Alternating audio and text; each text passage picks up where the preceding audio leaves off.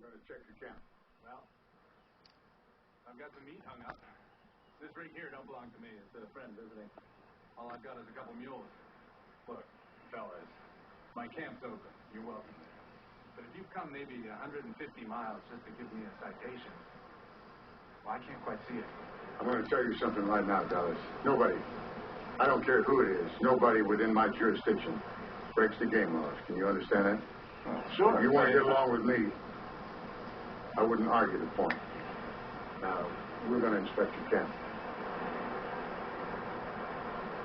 Well, if you don't mind, I'll just pack up a few supplies and then I'll head on down.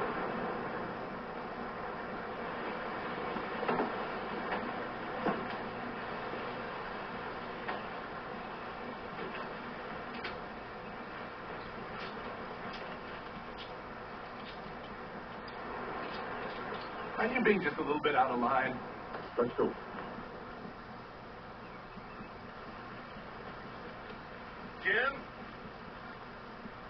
Jim, we got company. Wait a minute. You carry. What's under your arm? Shoulder rig. Hand me the gun. Butt first.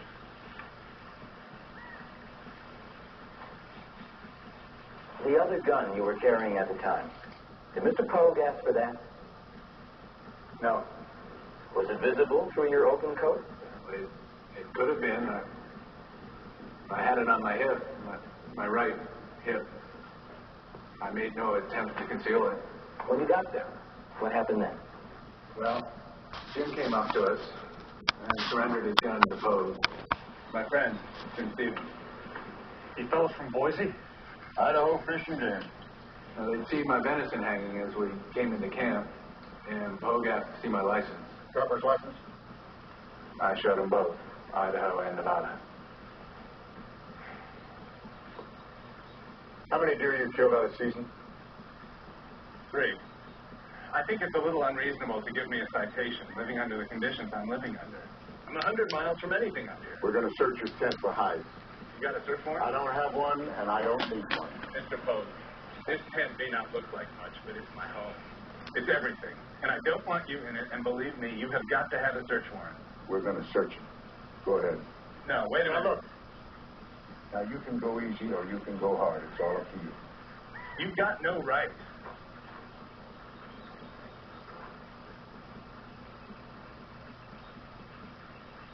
We're going to confiscate these. How do you know I didn't get those hides in Nevada? They're illegal. If you bring them over the line, they have to be tagged. I don't even know where the border is. Do you? We're going in. Wait a minute. What are you talking about? I'm taking you in. If you're so damn determined to cite me for the hides, then cite me and be done with it. Let's go. You're putting me under arrest? I can't go. I got my mules here. I got all my equipment. I can't just leave. You want to go hard, so be it. We'll carry you out. You're crazy. You can't shoot a man over a game violation. You want to go hard? Well, I'll be damned if I'm just gonna... We'll carry you out.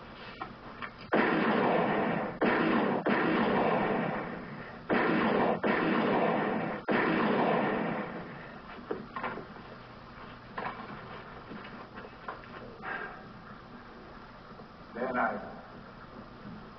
I ran into the tent and grabbed my .22, and I shot both of them in the head.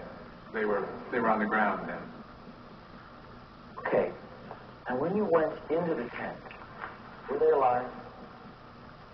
I don't believe so. They weren't moving anyway. Why did you shoot them again?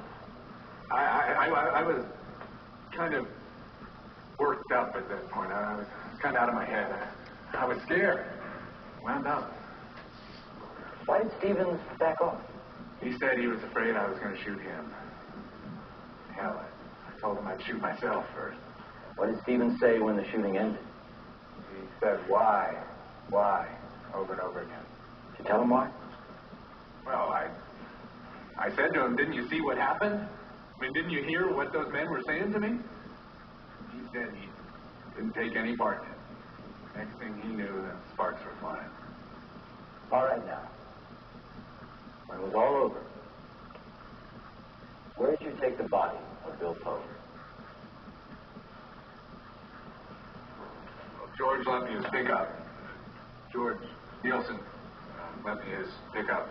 I drove out toward Babytown, then headed back towards the hills, passing through Smith's farm. I had to get rid of the body. I went out on Sand Pass Road.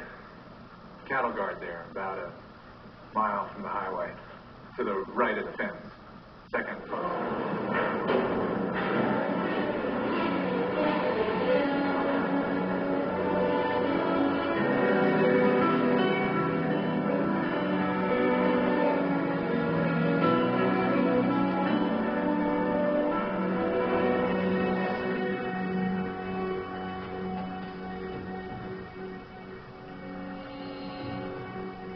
He's here, all right. What's left of it.